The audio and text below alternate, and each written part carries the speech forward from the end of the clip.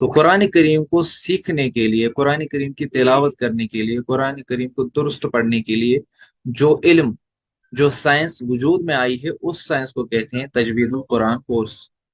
تجوید القرآن، قرآن کریم کی تجوید، یعنی قرآن کریم کو اگر ہم درست پڑھنا چاہتے ہیں تو ہمیں تجوید کا سہارا لینا پڑتا ہے۔ تو آج کا ہمارا جو موضوع ہوگا وہ یہی ہوگا کہ قرآن کریم کو تجوید کے مطابق پڑھنا ضروری کیوں ہے۔ تو چونکہ آپ کو قرآن کریم کا تعارف ہے، قرآن کریم اللہ عز و جل کی مقدس کتاب ہے، اور اللہ تعالی نے اپنے آخری نبی محمد عربی صلی اللہ تعالی علیہ وسلم پر اس کو نازل فرمایا، اور یہ قرآن کریم جو ہے یہ کتاب ہدایت ہے۔ اس میں ہمارے لیے گائیڈنس ہے، یعنی ہماری زندگی صحیح معنوں میں تب چل سکتی ہے جب ہم قرآن کریم کے مطابق عمل کریں، اور قرآن مجید پر عمل کرنا دونوں جہانوں میں کامیابی کا ذریعہ بھی ہے۔ اور قرآن کریم ہی ایسی واحد دنیا کی کتاب ہے جس کو چھونا، جس کو پڑھنا، جس کو ٹچ کرنا، جس کو سمجھنا، جس پر عمل کرنا، جس پر غور و فکر کرنا، یہ سب چیزیں عبادت۔ یہ سعادت دنیا کی اور کسی کتاب کو حاصل نہیں ہے، صرف اللہ عز و جل اس کتاب کو حاصل ہے۔ اور یہی قرآن کریم جو ہے یہ مکمل ضابطۂ حیات ہے، یعنی انسان کی زندگی کے ہر گوشے میں قرآن کریم اس کی رہنمائی کرتا ہے۔ اور قرآن کریم، اس کے مسلمانوں پہ اب حقوق ہیں۔ جب اللہ عز و جل نے اتنی عظیم کتاب ہمیں دی، اس کے حقوق ہیں۔ ہر چیز کا اپنا اپنا تب مقصد حاصل ہوتا ہے جب ہم اس کا حق ادا کریں گے۔ تو قرآن کے حقوق میں سے پہلا حق یہ آتا ہے کہ ہم قرآن پہ ایمان لائیں، اور جب قرآن پہ ایمان لائیں گے، ایمان لانے کے بعد اس قرآن کریم کو تعظیم کرنی ہے، ایمان و تعظیم یہ حق ہے۔ اس کے بعد اس کی تلاوت سیکھنا دوسرا حق ہے۔ اس طرح تیسرا حق یہ ہے کہ ہم قرآن کریم کو سمجھ کر پڑھیں، اور اسی طرح چوتھا حق ہے کہ ہم قرآن کریم پر غور و فکر کریں، تدبر کریں، تفکر کریں، اور پھر ہے قرآن کریم کو عمل کرنا۔ اور قرآن کریم کو عمل کرنے کے بعد ہمیں قرآن کریم کو دوسروں تک پہنچانا ہے۔ یہ قرآن کریم کے ہم پر حقوق ہیں۔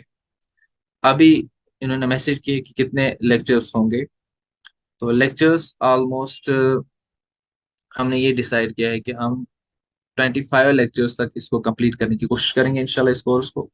اور ہماری میتھڈالوجی یہ ہوگی کہ جو تجوید کے رولز ہیں ان کو ہم ایزی وے میں سمجھائیں۔ جہاں جہاں عربک اصطلاحات ہیں، عربک ٹرمنالوجی ہے، ہم اس کو سکپ کریں گے۔ کہیں کہیں میں استعمال کروں گا تو وہ کسی جگہ ضروری ہوگی، کسی جگہ ضروری یاد رکھنا نہیں ہوگا، وہ میں ساتھ ساتھ انشاءاللہ آپ کو بتاؤں گا۔ تو فی الحال ہمیں یہ یاد رکھنا ہے کہ قرآن کریم کو ہمیں سمجھنا ہے، اور جہاں جہاں کسی جگہ میں عربک ٹرمنالوجی یوز کروں گا وہاں ضروری نہیں ہے آپ کو یاد رکھنا۔ تو جو مین رولز ہمیں ضروری ہیں وہ انشاءاللہ عز و جل ہم آپ کے سامنے انشاءاللہ رکھیں گے۔ تو قرآن کریم کے متعلق میں عرض کر رہا تھا، تو یہی قرآن کریم کا میں نے کہا کہ ایمان لانے کے بعد اگر قرآن کا حق ہم پر ہے وہ یہ ہے کہ ہم قرآن کریم کی تلاوت کریں۔ ہم سب کچھ سیکھ لیتے ہیں لیکن قرآن نہیں سیکھتے، تو قرآن کی جو تلاوت کرتا ہے، صرف دیکھیے تلاوت کرنا کتنا باعث برکت ہے۔ یہ حدیث مبارک بخاری شریف کی ہے۔ فرمایا نبی اکرم صلی اللہ تعالی علیہ وآلہ وسلم نے فرمایا خیرکم من تعلم القرآن وعلمہ، تم میں سے بہترین شخص وہ ہے جو قرآن سیکھے اور دوسروں کو سکھائے۔ یہ کوئی چھوٹی بات نہیں ہے، جس کو دنیا کی بہترین ہستی نبی آخر الزمان صلی اللہ تعالی علیہ وسلم بہترین کراتے ہیں، تو اس کو اور کس چیز کی ضرورت ہے؟ تو نبی اکرم صلی اللہ علیہ وسلم نے اس شخص کو بہترین قرار دیا جو قرآن خود بھی سیکھے اور دوسروں کو بھی سکھائے۔ اور اب مجھے یہاں پہ آپ کو ایک بات بتانی ہے، وہ یہ کہ ہم بہت سارے فضائل سنتے ہیں، برکات سنتے ہیں، باقی چیزیں سنتے ہیں، لیکن ہمیں ٹس سے مس نہیں ہوتا ہے، ہم بس ایسے ہی سن کے نکل جاتے ہیں۔ لیکن دیکھیے صحابہ کرام کا جذبہ کیا ہوتا تھا۔ ایک صحابی ہیں حضرت عبد الرحمن سلمی رحمۃ اللہ علیہ رضی اللہ تعالی عنہ، یہ مسجد میں ہمیشہ قرآن پاک پڑھایا کرتے تھے۔ تو ان کو کسی نے پوچھا کہ آپ قرآن کریم کیوں پڑھا رہے ہیں بار بار؟ تو انہوں نے اسی حدیث کا ریفرنس دیا، فرمایا کہ میرے آقا صلی اللہ تعالی علیہ وسلم نے فرمایا خیرکم من تعلم القرآن وعلمہ، تم میں سے بہترین شخص وہ ہے جو قرآن سیکھے اور دوسروں کو سکھائے۔ تو یہ صحابی کہتے ہیں کہ اسی حدیث نے مجھے یہاں پہ بٹھا کے رکھا ہے۔ کاش ہمیں بھی اس حدیث کے ذریعے جذبہ پیدا ہو کہ ہم بھی قرآن کریم ایک خود بھی سیکھنے والے بن جائے اور دوسروں کو بھی سکھانے والے بن جائے۔ دوسرے حدیث مبارکہ فرمایا گیا کہ افضل العبادت قراءۃ القرآن، افضل ترین عبادتوں میں سے ایک عبادت یہ ہے کہ ہم قرآن کریم کی تلاوت کریں۔ اور ایک اور حدیث مبارک سنیے، فرمایا من قرأ من القرآن حرفا فلہ عشر حسنات، جو قرآن کریم کا ایک حرف پڑھتا ہے، اسی حدیث کا اگلا جز ہے وہ یہاں پہ میں نے نقل نہیں کیا ہے، تو اس حدیث کا جو اگلا پارٹ ہے اس میں بتایا گیا ہے کہ الف لام میم ایک حرف نہیں ہے، بلکہ الف ایک حرف ہے، لام ایک حرف ہے، میم ایک حرف ہے، تو اگر ہم الف لام میم پڑھیں گے تو انشاءاللہ عز و جل ہمیں کتنے ثواب ملیں گے؟ ہمیں 30 درجات ملیں گے، کیونکہ جو قرآن کا ایک حرف پڑھتا ہے اس کو اللہ عز و جل 10 نیکیاں عطا فرماتا ہے۔ اگر ہم اس حدیث پہ بھی غور کریں گے، ہر دن ہم کتنے واٹس ایپ میسیج پڑھتے ہیں، فیس بک پوسٹ پڑھتے ہیں، یا انٹرنیٹ پہ گوگل سرچ کرتے ہیں، وہاں پہ دیکھتے ہیں، باقی چیزیں دیکھتے ہیں، تو اگر ہم ان کا حساب لگائیں ہر دن کا، تو ہم کتنے ورڈز پڑھتے ہوں گے، ہم کتنی واٹس ایپ میسیج پڑھتے ہوں گے، کتنے ریپلائز دیتے ہوں گے، کتنے ٹیکسٹ کرتے ہوں گے۔ لیکن اسی طرح اگر ہم اسکول کی لائف پہ دیکھیں، اکیڈمک لائف میں دیکھیں، ہم کتنے چیزیں، کتنی بکس پڑھتے ہیں، تو آج تک ہم نے بہت ساری بکس پڑھی ہوں گی۔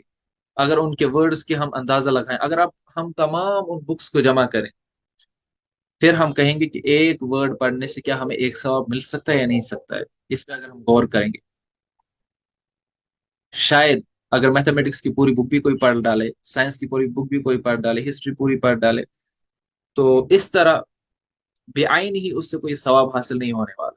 لیکن قرآن کریم کو یہ اللہ عز و جل نے مرتبہ عطا فرمایا کہ من قرأ من القرآن حرفا فلہ عشر حسنات، جو قرآن کریم کا ایک حرف پڑھتا ہے اس کو 10 نیکیاں ملتی ہیں۔ تو اگر کوئی مثال کے طور پر بسم اللہ الرحمن الرحیم پڑھتا ہے، اس میں 19 حروف ہے، تو ان 19 حروف کی وجہ سے انشاءاللہ عز و جل ایک انسان کو ایک 190 نیکی مل سکتی ہے۔ اس طرح ایک اور حدیث جو میں نے نقل کی ہے نیچے، من تعلم القرآن وعلمہ واخذ بما فیہ کان لہ شفیعا ودلیلا الی الجنہ، فرمایا جو قرآن مجید جس نے سیکھا اور پھر دوسروں کو سکھایا اور اس پر واخذ بما فیہ، کہا جو قرآن کریم میں ہے اور اس پر عمل کیا، کہ اس کے لیے کان لہ شفیعا ودلیلا الی الجنہ، قرآن کریم اس کے لیے سفارش کرے گا اور جنت میں لے جائے گا۔ کتنی بڑی بات ہے! تو آپ نے اتنے قرآن کریم کے فضائل سنے، اب ہمیں دوسرا سائڈ اسٹوری کا دیکھنا ہے، ہمیں ایک ہی سائڈ نہیں دیکھنا ہے، اب دیکھنا ہے کہ قرآن کریم کی یہ فضائل ملتے کس کو ہیں۔ قرآن کریم کی یہ تمام فضائل اس انسان کو حاصل ہوتے ہیں، یہ ثواب اس انسان کو حاصل ہوگا، یہ سعادت وہ شخص حاصل کرے گا جو قرآن کریم کو درست پڑھے گا، جو صحیح پڑھے گا۔ جو قرآن کریم ہی غلط پڑھے گا، جب قرآن غلط پڑھا تو دیکھیے وہ ثواب کا حقدار نہیں ہوگا، بلکہ وہ تو وعیدوں کا حقدار ہوگا، اس کو الٹی وعیدیں ملی ہیں، یعنی اس کے لیے اس کی مذمت کی گئی ہے۔ دیکھیے یہ حضرت انس بن مالک رضی اللہ تعالی عنہ کا ایک ارشاد ہے جو احیاء علوم الدین میں امام غزالی نے نقل کیا ہے۔ فرماتے ہیں سیدنا انس بن مالک رضی اللہ تعالی عنہ فرماتے ہیں رب قاری للقرآن والقرآن یلعنہ، بہت سارے قرآن پڑھنے والے ایسے ہیں جن پر قرآن لعنت کرتا ہے، کیونکہ وہ قرآن کو درست پڑھتے ہی نہیں، وہ قرآن کو غلط پڑھنے کی وجہ سے اس کے معنی چینج ہو جاتے ہیں، اس کی جو میسج ہے وہ میسج ہی چینج ہو جاتی ہے، تو کہتے ہیں قرآن ہی ان پر لعنت کرتا ہے، کیونکہ وہ قرآن کا حق ادا نہیں کرتے۔ تو یہاں سے ہم نے کنکلوڈ یہ کیا کہ قرآن کے جتنے فضائل ہیں وہ تمام فضائل اس کو ملیں گے جو قرآن کو درست پڑھتا ہے۔ اب ہم سیکھیں گے یہ قرآن کو درست پڑھنا ہے کیا، صحیح قرآن کریم پڑھنے کا مطلب کیا ہے۔ اس کو ہم قرآن کریم کی ہی ایک آیت سے سن سکتے ہیں، سمجھ سکتے ہیں۔ تو یہیں پہ میں نے ایک آیت مبارکہ یہاں پہ لکھی ہے، یہ سورہ مزمل کی آیت نمبر 4 ہے۔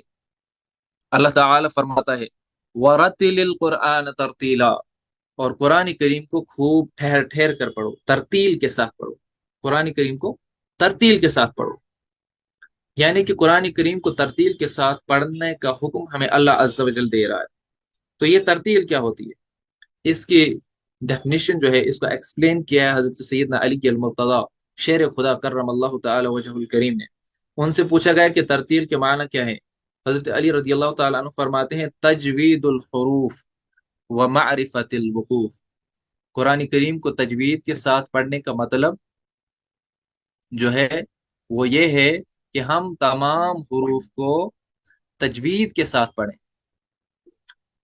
اور دوسری چیز 2 پوائنٹس انہوں نے فرمایا، ایک تو تجوید الحروف، تمام حروف کو، حروف یعنی عربک میں حروف ہیں الف سے لے کر یا تک 29 حروف ہیں، یعنی ان حروف کو تجوید کے ساتھ پڑھنا ہے۔ دوسرا ومعرفت الوقوف، وقوف کہتے ہیں وقف کی جگہوں کو پہچاننا، یعنی ہمیں کہاں پہ سٹاپ کرنا ہے، کہاں پہ سٹاپ نہیں کرنا ہے۔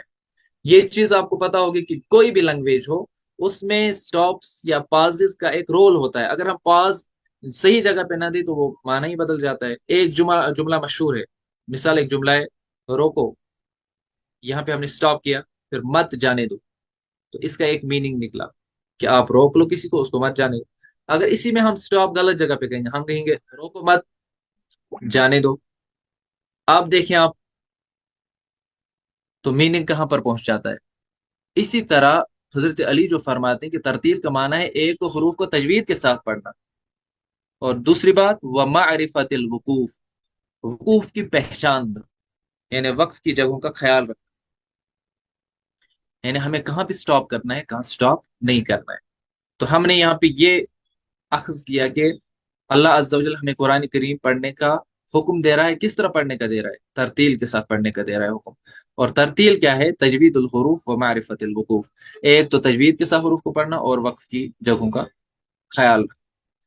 اب اسی جو تجوید الحروف جو تجوید ہے نا، اسی کے مطابق قرآن کریم پڑھنے کی ضرورت ہے، تب ہم قرآن درست پڑھیں گے۔ تو یہ تجوید کیا ہوتی ہے، اب اسی کو ہم سیکھتے ہیں۔ تجوید کا میننگ ہوتا ہے عربک میں التحسین والاتیان بالجید، یعنی کسی چیز کو سنوارنا، آراستہ کرنا، ڈیکوریٹ کرنا، خوبصورت کرنا، اور کسی کام کو عمدگی کے ساتھ کرنا، یعنی اس میں کوئی پرابلم نہ رہے، اس میں کوئی امپیورٹی نہ رہے، اس میں کوئی کچھ ٹیڑھ پن نہ رہے، اس میں کوئی ڈیفیکٹ نہ رہے، ڈیفیکٹ کے بغیر کام کو کرنا۔ تو یہ تو اس کا لغوی معنی ہے۔ لغوی معنی جو ہوتا ہے وہ لٹرل میننگ ہوتا ہے، لٹرل میننگ سے ہمیں اندازہ ہوتا ہے کہ اس کا ٹیکنیکل میننگ کیا ہے۔ تو تجوید کا ٹیکنیکل میننگ ہم سمجھ لیتے ہیں۔ یہ عربک جو اصطلاحات میں یہاں پہ عربک ڈیفینیشنز لکھ رہا ہوں، یہ آپ کو یاد کرنا ضروری نہیں ہے، آپ اردو میں بھی یاد رکھ سکتے ہیں، آپ اس کا مفہوم بھی یاد رکھ سکتے ہیں۔ تو یہ انٹروڈکٹری کلاس ہے، چونکہ آپ کو اس لیے ضروری بتانا ہے، میں نے سوچا اگر یہاں پہ کچھ ایسے اسٹوڈنٹس بھی ہیں جو عربک کورس سے آئے ہوئے ہیں، ان کو یہ سمجھ آ جائے گا اچھے سے، تو وہ یہ یاد کر لیں گے۔ جن کو یاد نہیں ہو سکتا تو وہ اس کا مفہوم یاد رکھیں۔ تو تجوید کا ہم ٹیکنیکل میننگ سمجھتے ہیں، ٹیکنیکلی تجوید ہوتا کیا ہے؟ تو حدیث مبارک میں یہ تجوید کی ڈیفینیشن جو بیان کی جاتی ہے وہ یہ ہے: هو علم يبحث فيه عن مخارج الحروف وصفاتها وعن ترک تصحیح الحروف وتحسینها۔ علم تجوید جو ہے یہ اس علم کا نام ہے جس میں ایک تو حروف کے مخارج پڑھے جاتے ہیں، جو میں نے ہائی لائٹ کیا ہوا ہے، اور حروف کی صفات پڑھی جاتی ہیں۔ ایک حروف کے مخارج پڑھے جاتے ہیں، اور حروف کی صفات اور حروف کی تصحیح، یعنی ان کو صحیح ادا کرنے، اور تحسین، ان کو خوبصورت کرنے، یعنی ان کی مثال کے طور پر اب ہم پڑھتے ہیں، کبھی ہم قرات میں جب پڑھتے ہیں، ہم پڑھتے ہیں بڑے ترنم میں پڑھنے کی کوشش کرتے ہیں، تو اس کو تحسین کہتے ہیں۔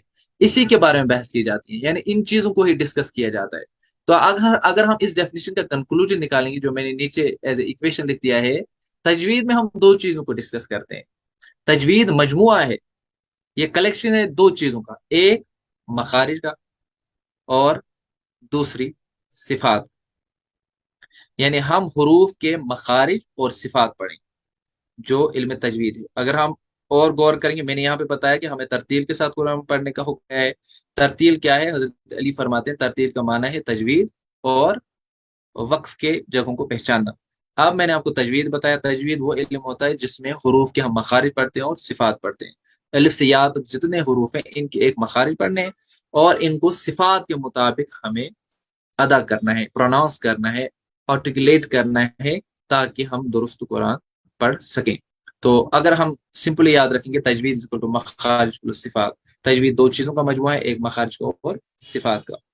اب یعنی کہ یہاں پہ ہم نے تجوید کی ڈیفینیشن سے دو پوائنٹس جو ہے نا وہ کنکلوڈ کیے، ایک مخرج، دوسرا صفات۔ ان دو کو ہم اب سمجھنے کی کوشش کرتے ہیں۔ مخرج کیا ہوتا ہے؟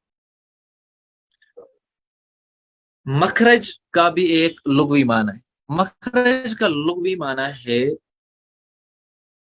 آرٹیکولیشن پوائنٹ، یعنی نکلنے کی جگہ، یعنی کون سا حرف کہاں سے پروناؤنس ہو رہا ہے، کسی چیز کے بھی نکلنے کی جگہ وہ مخرج ہے۔ تو اصطلاحاً جو ہے نا، اگر ٹیکنیکلی ہم مخرج کو سمجھیں گے، وہ ہے هو المحل الذي يخرج الحرف منه، یہ وہ جگہ ہوتی ہے جہاں سے حرف نکلتا ہے۔ اگر ہم کوئی بھی بات کریں گے، جب ہم بات کرتے ہیں، بات کرتے ہوئے کیا ہوتا ہے کہ جب ہم کوئی بھی بات کرتے ہیں تو وہ باتیں ہمیں حلق سے شروع ہو جاتی ہیں، جیسے میں نے یہاں پہ ایک پکچر دی ہے، حلق سے لے کر ہونٹوں تک ان کے اپنے اپنی ہر ورڈ کا نکلنے کا اپنا اپنا اپنی اپنی جگہ ہے، اپنے اپنے آرٹیکولیشن پوائنٹ ہے، اپنا اپنا مخرج ہے، اسی کو ہم مخرج کہتے ہیں، یعنی حروف کے نکلنے کی جگہ۔ حروف الف سے یا تک ہیں، الف با تا سا، الف کا اپنا مخرج ہوگا، با کا اپنا ہوگا، تا کا اپنا ہوگا، سا کا اپنا ہوگا، یہی 29 حروف ہمیں پڑھنے ہیں۔ اگر آپ ان 29 حروف، یہی 29 حروف قرآن کریم میں اگر ہم یہ درست پڑھ لیتے ہیں، اگر ہم مخارج کے ساتھ ان 29 حروف کو اچھی طریقے سے پڑھ لیتے ہیں، تو یہی قرآن میں آنے والے، یعنی ہمارا قرآن درست ہو جائے گا۔ ہم جو قرآن کریم پڑھنے میں غلطی کرنے ہیں وہ غلطی درست ہو جائے گی، صرف ہمیں ان 29 حروف کو اسٹڈی کرنا ہے۔ تو اس لیے یہ جو ہے نا، یہ تجوید، یہ کوئی اتنا ٹف ٹاپک بھی نہیں ہے جتنا ہم نے سمجھ رکھا ہے، لیکن ہم ہر چیز کو ٹائم دیتے ہیں، ہر چیز کو اچھی طریقے سے سیکھتے ہیں۔ تو باقی اس کو ہم نے سیکھا نہیں ہے، ہم سوچتے ہیں ایسے ہی چلے گا۔ اردو الگ لینگویج ہے، عربک الگ لینگویج ہے، ہم قرآن کریم کو بھی اردو کی طرح پڑھنے کی کوشش کر رہے ہیں۔ تو اگر قرآن کریم کا ہم اردو میں پڑھنے کی کوشش کریں گے تو غلطیاں تو ہوں گی۔ تو میں نے کہا تھا یہاں پہ آپ کو تجوید ہوتا ہے ایک مخارج، دوسری صفات۔ مخارج یا مخرج اس کی جو ہے نا، اس کا سنگولر ہے، وہ میں نے بتایا کہ حروف کے نکلنے کی جگہ کو کہتے ہیں۔ اب دوسرا پارٹ یہاں پہ ہے صفات، اگر آپ دیکھیں گے تو اب ہم صفات کو سیکھیں گے۔ صفت کیا ہوتا ہے؟ صفت کا لغوی معنی ہے ما قام بشیء، جو کسی چیز کے ساتھ قائم، کیریکٹرسٹکس یا ہم کہہ سکتے ہیں کوالٹیز، کسی کی ہارڈنیس، کسی کی سافٹنیس، کوئی چیز وائٹ ہونا، کوئی چیز، یہ تو آپ کو پتا ہوگا۔ اب یہاں پہ ہم حروف کی صفت کو ڈسکس کریں گے۔ صفت کہتے ہیں حرف کی اس حالتی کیفیت کو جس سے ایک ہی مخرج سے کئی حروف آپس میں جدا اور ممتاز ہو جاتے ہیں، یعنی کچھ حروف ایسے ہیں جو ایک ہی مخرج سے نکلتے ہیں۔ تو مخارج اصل میں پڑھنے کا مقصد یہ ہوتا ہے کہ ہم حروف کو ڈفرینشیٹ کر پائیں، الف سے لے کر یا تک جو حروف ہیں ان کو ہم ڈفرینشیٹ کر پائیں، یعنی تا اور پائی جس کو ہم پڑھتے ہیں اس کو اصل میں تو بولتے ہیں، ان میں ڈفرینشیشن ہونا چاہیے۔ اس طرح سین اور صاد میں ڈفرینشیٹ ہونا چاہیے۔ سوری، یہ تو ہے، ہاں، اس طرح سین اور سواد میں ڈفرینشیٹ ہونا چاہیے، تا اور تو میں ڈفرینشیٹ ہونا چاہیے۔ تو ان چیزوں میں ڈفرینٹ، حالانکہ یہ ایک ہی مخرج سے نکلتے ہیں، اب ڈفرینشیٹ نہیں ہوگا مخرج سے، یہاں پہ کسی جگہ مخرج سے ڈفرینشیٹ ہوتا ہے، کسی جگہ نہیں ہوتا ہے۔ جہاں پہ مخرج سے ڈفرینشیٹ نہیں ہوتا ہے وہاں پہ ہم ان کی صفات کو لیتے ہیں۔ مثال، سین اور سواد جو ہے یہ ایک ہی مخرج سے نکلتے ہیں، تو اب ہم ان کو کیسے ڈفرینشیٹ کریں؟ ان کو ڈفرینشیٹ کرنے کا طریقہ یہ ہے کہ سین کی جو صفت ہے، اس کی جو کوالٹی ہے، اس کے جو کریکٹرسٹکس ہے، یہ باریک پڑا جاتا ہے، یعنی اس کی آواز کو فل ماؤتھ کے ساتھ پروناؤنس نہیں کیا جاتا ہے۔ اس کے کمپیریزن میں اگر ہم سعود کو دیکھیں گے، سعود بھی وہیں سے نکلتا ہے، مگر سعود کو ہم موٹا پڑھتے ہیں، فل ماؤتھ کے ساتھ ہم پڑھتے ہیں سعود۔ اگر ہمیں پڑھنا ہوگا سین سے کوئی ورڈ ہم پڑھیں گے، مثال کے طور پہ سوفا، اگر سعود سے پڑھنا ہوگا تو ہم پڑھیں گے سوفا، کہ موٹا پڑھیں گے سوفا، فل ماؤتھ کے ساتھ۔ اسی طرح ہے ایک ورڈ تا، ایک لیٹر تا، تا کو اگر ہمیں پروناؤنس کرنا ہوگا تا اور تو، یہ دونوں جو ہے نا، ان کا جو ہے نا ساؤنڈ تھوڑا ریزمبل ہو رہا ہے اور ان کا مخرج بھی سیم ہے۔ اب ان میں ہمیں ڈفرینشیٹ کرنا ہے، ان میں ڈفرینشیٹ کرنے کے لیے ہم صفت کا سہارا لیں گے۔ صفت یا اس کی جمع ہے صفت۔ تو ہم تا کو باریک پڑھیں گے، ہم پڑھیں گے تا، اور یہ جو ہے پو، اس کو ہم پر پڑھیں گے، فل ماؤتھ کے ساتھ پڑھیں گے پو۔ تو صفت کے ذریعے یہاں پہ ڈفرینشیٹ ہوا۔ اصل میں مخارج اور صفات پڑھنے کا مقصد ہی یہ ہے کہ یہ 29 حروف جو ہیں یہ ایک دوسرے سے الگ لگنے چاہیے۔ اب ٹائم جا رہا ہے تو میں آخری بات آپ سے عرض کروں، وہ یہ کہ تجوید ہے، چونکہ جب بھی کوئی ہم علم پڑھیں گے اس کی ایک ڈیپتھ ہوتی ہے، اس کی ایک پوری سائنس ہوتی ہے، اس کے پیچھے اور پورا بیک گراؤنڈ ہوتا ہے۔ تو تجوید کا علم اس طرح حاصل کرنا فرض کفایہ ہے، اگر ایک حاصل کر لے گا باقی بروز ذمہ ہو جائیں گے۔ لیکن اور قرآن پاک کو تجوید کے مطابق پڑھنا فرض عین ہے۔ اگر قرآن کریم کو ہم تجوید کے مطابق نہیں پڑھیں گے تو ہم گنہگار ہو جائیں گے، یعنی اتنا ہر ایک کو سیکھنا کہ جب قرآن پڑھنا وہ شروع کرے گا اس کو تجوید کے ساتھ ہی پڑھنا ہے، یہ نہیں چلے گا وہ پڑھے گا سبحان اللہم و بحمدک۔ تو اس لیے جو ہے نا یہ فرض عین ہے اتنی تجوید سیکھنا جتنا ہمیں نماز میں قرآن پڑھنا ہے۔ اسی لیے ملا علی قاری رحمۃ اللہ علیہ فرماتے ہیں کہ ثم هذا العلم لا خلاف في انه فرض كفایت والعمل به فرض عین، یہ جو ہے نا علم تجوید ہے، یہ فرض کفایہ ہے علم، لیکن اس کے مطابق قرآن کریم پڑھنا فرض عین ہے۔ اسی طرح اعلیٰ حضرت امام اہل سنت امام محمد رضا خان رحمۃ اللہ علیہ فرماتے ہیں کہ اتنی تجوید سیکھنا کم از کم کہ ہر حرف دوسرے حرف سے ممتاز ہو، یعنی ہر حرف دوسرے حرف سے ڈفرینشیٹ ہو، اتنی تجوید سیکھنا فرض عین ہے۔ اس کے بغیر اس کے ہر فرض جو ہے نا وہ باطل ہے، یعنی کوئی فرض ادا ہی نہیں ہوگا اس کے بغیر۔ تو اس لیے قرآن کریم کو ہمیں تجوید کے ساتھ پڑھنا ہے، اور اس کے لیے آپ سب کو ہمارا ساتھ دینا ہے انشاءاللہ۔ آج تھوڑا سا یہاں پہ شور وغیرہ آ رہا تھا گاڑیوں کا بھی، تو میں کل سے انشاءاللہ کوشش کروں گا کہ کوائٹ پلیس پہ آپ کو پڑھاؤں۔ تھوڑا سا میں خود بھی ڈسٹرب ہو گیا اس کی وجہ سے، تو آپ سب سے گزارش ہے کہ آپ اس کلاس کو ٹائم پہ جوائن کیا کریں، اور جو ڈیڈیکیٹ اسٹوڈنٹس ہیں وہی گروپ میں رہیں گے انشاءاللہ۔ تو جو کنٹینیو کلاس جوائن کریں گے انہیں کو ہم گروپ میں رکھنے جا رہے ہیں۔ اگر کسی کو کوئی پوائنٹ سمجھ نہ آیا ہو تو بائز میں سے وہ بتا سکتا ہے۔